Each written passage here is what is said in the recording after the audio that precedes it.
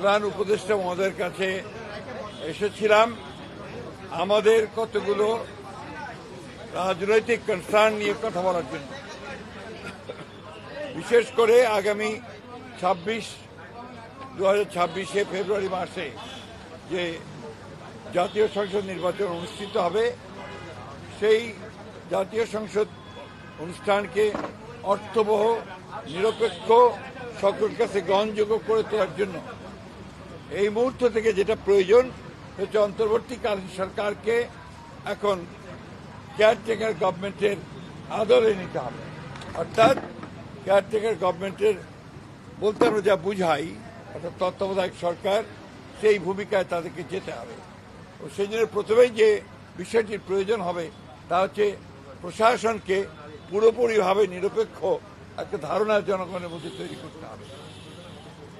বিশেষ করে সেক্রেটারিয়েটে যারা এখনো আছেন, যাদেরকে চিহ্নিত ফ্যাসিস্টের দোষর বলা হয়, তাদেরকে সরিয়ে সেখানে নিরপেক্ষ কর্মকর্তা দেওয়ার জন্য আমরা বলেছি যে প্রশাসনেও, জেলা প্রশাসন বিশেষ করে, সেখানেও একইভাবে ব্যবস্থা গ্রহণ করতে হবে।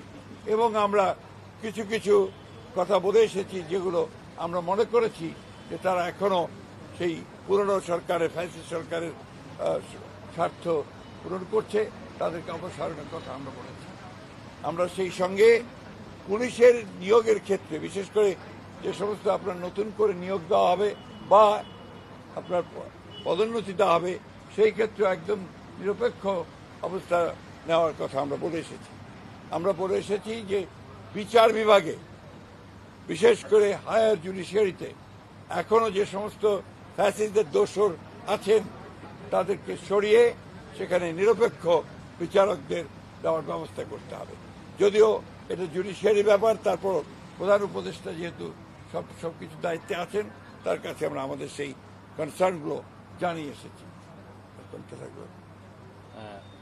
সরকারকে নিরপেক্ষতা বজায় রাখার জন্য এবং সরকারকে সম্পূর্ণভাবে নিরপেক্ষতা বজায় রাখার জন্য সরকারের মধ্যে যদি কোনো দলীয় লোক থেকে থাকেন তাকে অপসারণ করার জন্য আমরা দাবি জানিয়ে এসেছি।